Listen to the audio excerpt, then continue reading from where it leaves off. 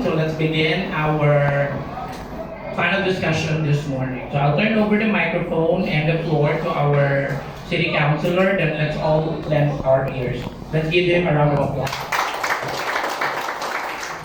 Thank you so much, MC Natugang, si Sir, Sir. Sir G, thank you very much. Sa atong mga school friends, Sir Caballas o Sir Gilliard, may punta kayo, Sir. All the officers of the PTA, may punta kayo ito. Magiging kanan, may punta. Ang atong member sa konsiyo, kung saan is nagpakisi o nalikamot na pahimo ng atong coordination meeting, ang sa inyo niya, once and for all, doon natin mga panglanta. Kung sa'yo amin buhaton, dili man pag-overreact sa mga pagkitabo at ikinahanggan ang atong mga lakan, coordination meeting, coordination, collaboration, aron sa inyo niya na kung doon na may simba ko mga pagkitabo. Huwag magkatulisog na itong mawak na maghimo ka.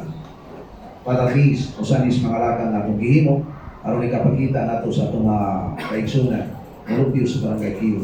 Mga ginikanan, na ang barangay officials pinamuhan sa itong Kapitan Danny Teves, Konsyal Dolly de la Serna, Konsyal Jerry Rosilio, Konsyal Clefie Morillo, Konsyal Tignon Day, Konsyal Idi Gavino, Ingoma sa Justin Bob Morillo, sa panamang pabibro sa Konsiho, okay naman si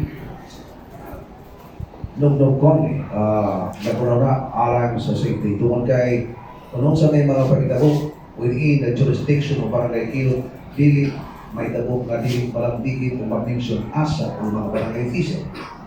So therefore, kusas na pag-ising nato ng mahigog kayo maong tigong maong ato mga barangay official. O niya, naamay ato mga membro sa Philippine Army, na niya usap sa atong barangay, usap sa sila sa pagkapanapog, ato sa pagkakuha ko muna, unsa man ang mga direksyon mula kang aming pagkabuhaton, alang sa safety sa atong mga kabala. Dili pa kalimot na sa mga nanghitabo, dili pa ng lugay na makapapingkas sa lugar o pagpakripawad sa paligid na ang atong pipila ka mga tinunan karon ang ilang mga puto naa naman suod ang violently.